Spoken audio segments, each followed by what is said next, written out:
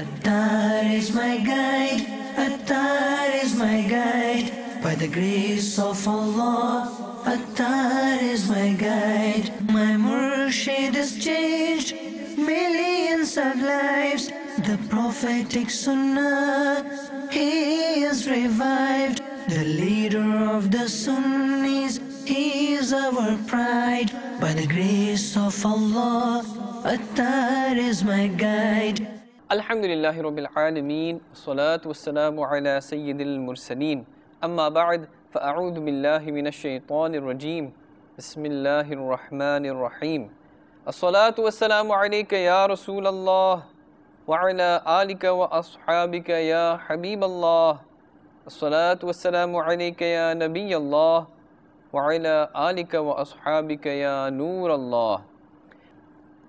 The Prophet of Mercy, the intercessor of the Ummah, the owner of Jannah, our beloved Rasul sallallahu ta'ala alayhi wa alihi wa sallam has stated, when a person gets up in the morning, then his body parts bow and they say to the tongue, fear Allah Azza wa Jal about us, regarding us, because we are associated with you.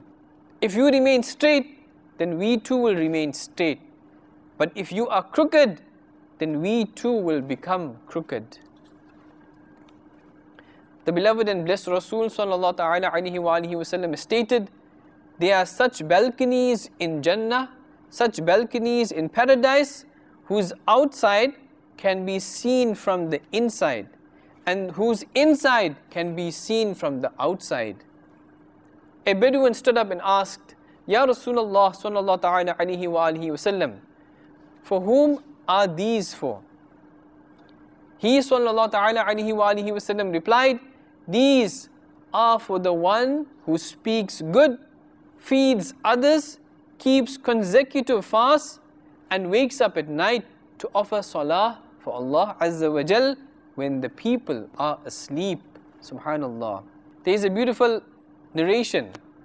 Kana Rasulullah sallallahu alayhi wa sallama tawil as-samt, meaning the Prophet sallallahu ta'ala alayhi wa alihi wa sallam would observe prolonged silence. The renowned commentator, Hakimul Ummah, Mufti Ahmad Yar Khan Naimi, rahmatullah ta'ala alayhi, writes in explanation of this hadith, silence here means silence from worldly talks.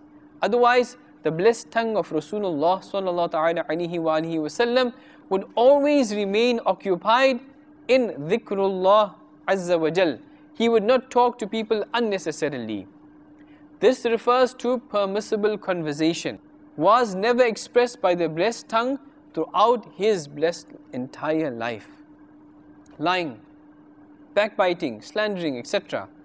did not emanate from the blessed and truthful tongue even once throughout the blessed life of Rasulullah sallallahu ta'ala alayhi wa sallam. The noble Prophet sallallahu ta'ala alayhi wa sallam is an embodiment of truth. Then how could any falsehood ever approach him? The beloved and blessed Prophet sallallahu ta'ala alayhi wa sallam stated, Imla'ul khayri khayrun min as-sukut, was-sukutu khayrun min imla'i shar. That is, to speak of the good is better than keeping silent, and keeping silent is better than speaking ill. Sayyidina Ali bin Uthman Hajwari, famously known as Data Ganj Bakhsh, rahmatullahi ta'ala alayhi, has written in his famous book Kashful Mahjub that speech is of two kinds. One is truthful speaking and the other is false speaking. And similarly, silence is of two kinds. Purposeful silence, for example, keeping silence due to contemplation and thinking and fikr in matters of the hereafter or Islamic rulings, etc. And heedless silence, silence filled with dirty thoughts or worldly motives and notions. Everybody, whilst in the state of silence, should ponder, do fikr and ponder, contemplate carefully that if speaking for him is virtuous, then speaking is better for him than silence. and if speaking for him is sinful, then silence is better for him than talking. Sayyidina Dada Ganj Bakhsh Rahmatullah Ta'ala Ali mentioned a parable for explaining uses and abuses of conversations. He said, once Sayyidina Abu Bakr Shibli Baghdadi alayhi rahmatullahi al-hadi was passing an area of Baghdad, and he heard a person saying, "As-sukutu khayrum min al-kalam." Silence is better than speaking. He rahmatullahi ta'ala alayhi said, "Your silence is better for you than speaking, and for me, speaking is better than silence." Subhanallah. How fortunate are those Islamic brothers and sisters who use their tongues in only moral conversations and who impart the invitation of goodness to the people. Unfortunately, nowadays it is very rare to find get-togethers free from obscene conversations, even to the extent that those with an outward religious appearance are not able to save themselves from this as well. Perhaps they do not even know what obscene conversation is. Listen, the definition of obscene conversation is التعبير عن الأمور المستقبحة بالعبارات الصريحة, to mention immoral issues such as filthy or dirty evil matters in open clear words. Those youngsters especially who incite discussions of private marital issues and matters that should be kept covered and safe in order to satisfy their own evil desires, those who comfort their hearts by talking about or even just by listening to obscene and immoral matters, those who use filthy and very bad vulgar language and words, those who make disgusting gestures, those who gain the pleasure from these obscene gestures, and those who watch films and dramas in order to fulfill their filthy intentions and desires, because there is usually an excess of immorality in these, should repeatedly read the following heart-trembling narration and should shiver with the fear of Almighty Allah Azza wa Jal. It is narrated that 4 types of the people of Jahannam, of hell, will be running and wandering in between boiling water and fire, and will be asking to be perished, these people of Jahannam. One among these 4 will be a person from whose mouth pus and blood will be oozing out, and the people of Jahannam, the people of hell, they will say to him, "What has happened to this wretched person that he is increasing our pains and our agonies?" The reply will be given, "This unfortunate and wretched person used to pay attention towards filthy conversation and used to gain pleasure from it, such as talks about intercourse." May Allah Azza wa Jal save us from this. Those who pay their attention towards filthy satanic whispers and whispering and casting of the devil in our hearts about na-mahram and ghayr-mahram women and amrads, those who intentionally engage themselves in evil thoughts, and ma'adallah Azza wa Jal, all those who gain pleasure from imagining filthy activities should gain admonition from the above mentioned narration. Sallu ala al-Habib, sallallahu ta'ala ala Muhammad, sallallahu alayhi wa sallam. Sayyidina Ibrahim bin Maysarah, rahmatullahi ta'ala alayhi, has stated, somebody who talks obscenely, meaning one who talks about obscene things, will come on the day of judgment in the form of a dog. The Prophet of Mercy, the intercessor of the Ummah, the owner of Jannah, sallallahu ta'ala alayhi wa sallam, has stated, paradise, Jannah, is haram for that individual who uses obscene language, meaning one who talks about obscene things. The second Khalifa of Islam, the second Khalifa of Rasulullah sallallahu ta'ala alayhi wa sallam, the commander of the believers, Amirul Mu'mineen, Sayyidina Umar al-Faruq al-Azam radiyallahu ta'ala anhu, has stated, he who avoids talking uselessly is blessed with intellect and wisdom. He who avoids useless gazing, that is looking around unnecessarily, gains tranquility of the heart. Furthermore, he says, he who refrains from useless eating, meaning one who refrains from eating excessively or eating different types of food without any hunger but just for pleasure. The person who refrains from this is bestowed with the pleasure in ibadah and worship. He who refrains from useless laughter is granted awe and dignity. He who refrains from joking around and mockery is blessed with the light of Iman and faith. He who refrains from the fondness of this dunya, of this world, is given the fondness of the afterlife. And he who refrains from finding faults in others is blessed with the ability to rectify his own faults. Sallu ala al-Habib, sallallahu ta'ala ala Muhammad, sallallahu alayhi wasallam. Every Islamic brother and Islamic sister should make it a part of their routine to read the booklet Silent Prince on the first Monday of every Madani Islamic month. This is the wish of our Bapa Jan. Inshallah Azza wa Jal, you will feel an astonishing revolution within yourself, in your hearts. An excellent way to protect our tongues is to act upon the Madani In'am number 45 and 46. Therefore, to develop the habit of abstaining from useless talking, conclude necessary conversations in the least possible number of words. Furthermore, make an effort to communicate somewhat through gestures or through writing, and through writing as well. In case any useless word slips from your tongue, make it a habit to recite Salat ala Nabi, Durood Sharif, once or thrice immediately. Sallu ala al-Habib, sallallahu ta'ala ala Muhammad, sallallahu alayhi wasallam. By the grace of Almighty Allah Azza wa Jal, our beloved Rasul sallallahu ta'ala alayhi wa alihi wasallam could recognize just by looking at people whether they were destined to paradise or the hellfire. And in fact, he would know before the arrival of a newcomer whether he was destined for paradise or hell. In this regard, one day the beloved of Allah Azza wa Jal, sallallahu ta'ala alayhi wa alihi wasallam, said, the first person who will enter from this door is destined for Jannah, for paradise. Subsequently, Sayyidina Abdullah bin Salam radiyallahu ta'ala anhu, he entered.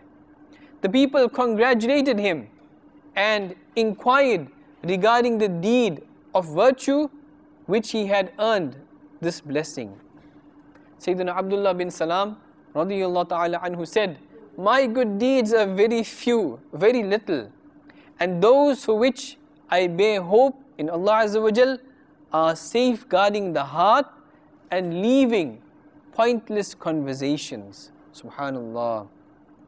The words Salamatus Sadr in this blessed hadith, meaning safeguarding the heart, refers to purity of the heart from immoral thoughts and from internal diseases such as jealousy, etc., and the presence of firm and resolute Iman, faith in the heart. Sallu ala al-Habib, sallallahu ta'ala ala Muhammad, sallallahu alayhi wasallam. Dear Islamic brothers, dear viewers and listeners of Madani channel, though talking uselessly is not a sin, there is no goodness in it at all. Subhanallah Azza wa Jal, Sayyidina Abdullah bin Salam radiyallahu ta'ala anhu was blessed with the glad tidings of Jannah, of paradise, from the blessed tongue of Rasulullah sallallahu ta'ala alayhi wa alihi wasallam. One attribute that he radiyallahu ta'ala anhu had was that he would never indulge in useless talking. He radiyallahu ta'ala anhu would never ask questions about matters that did not concern him. But unfortunately, we ask useless questions about matters to which we do not even have any concern regarding. For example, if we ask somebody, how much did you buy this for? How much did you get that for? What is the rate of the real estate? And so on. These kind of matters which does not really concern us. If we visit somebody's house, or if somebody has a new house, then we ask many questions related to this, which have no real necessity to ask. How much did you buy it for? How many rooms does the house have? What is the rent? What sort of landlord have you got? And these kind of questions and so forth. Some unwise people, when they visit a sick person, the patient, who is even unable to talk about his sickness, they ask such questions to him as though they are senior physicians, and thus ask his full details and for in-depth explanations of the X-ray reports, laboratory test reports, etc. Useless comments are passed on weather conditions as well. Needless discussions about the intensity of the weather are frequently talked about without any need. Example, in hot weather, some foolish people will exclaim, the weather is extremely hot nowadays. Alas, the interruption of power supply is also frequent. These things have no real benefit for us. Similarly, in the cold weather, they will be found chattering their teeth out of imitation and saying, today's weather is very, very cold. If the weather is cloudy, then a needless commentary is done. Example, nowadays there is an excessive rainfall. Water has accumulated everywhere, and the concerned authority is not paying any attention to this to remove the difficulties. Similarly, a useless criticism on local and international politics is made without any good intention of bringing reformation, and similarly, an unwanted criticism on different political parties is also presented. If one has visited some other city or country, he begins to describe the scenes of the mountains, the pastures that he has witnessed there, or the description of the houses, the roads, etc. These kind of needless things. But keep in mind that if we find someone talking about such topics, we should not think ill about this person, as sometimes talking about certain worldly matters with good intentions becomes rewardable. Person may attain reward and thawab. At least it does not fall in the category of useless talking if the good intentions are there to gain that thawab and reward. Keep in mind that useless speech is not a sin, provided it is factual and without any understatement, overstatement, etc. If any false exaggeration is done, it will fall into the category of sinning. But it is extremely difficult to relate things in such a way that it does not cross the limit of useless talking. Usually, false statements occur, and those who talk useless speech often fall into the ditch of backbiting, slandering, fault-finding, and hurting the feelings of others. Therefore, safety essentially lies in silence, because silence is golden. If one had to develop the habit of weighing up, that is, contemplating carefully before you speak, then the person will begin to perceive countless useless words. If it is just useless talking, then although this is not a sin, still there are many harms in this. For example, taking the pain of using the tongue and wasting precious time.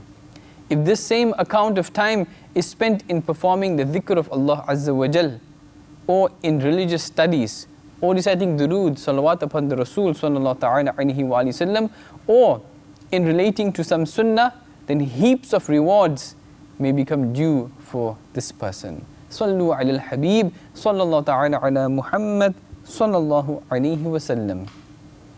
Similarly, if there takes place some terrorist activities, ma'adallah, may Allah Azza wa Jal save us from such activities, then people, they start talking about this topic, but with no real benefit. And in some cases, to have sinful conversations about this takes place as well. They mention it everywhere, with interpretations having no head or tail, that is, fabricated, or indulge in illogical debates, sometimes slandering some party or leader baselessly. Most of the time, such conversations is not only useless, instead it spreads fear and terror amongst the people. We should refrain from this, my dear Islamic brothers and viewers and listeners of Madani channel. May Allah Azza wa Jal grant us the ability of understanding His deen and to limit our talking, to only useful speech. Ameen bi jahin Nabi al-Ameen sallallahu ta'ala alayhi wa alihi wa sallam. Sallu ala al-Habib sallallahu ta'ala ala Muhammad sallallahu alayhi wa sallam. Attar is my guide, Attar is my guide. By the grace of Allah, Attar is my guide. My Murshid is changed millions of lives. The prophetic Sunnah, he is revived. The leader of the Sunnis, he is our pride. By the grace of Allah, Attar is my guide.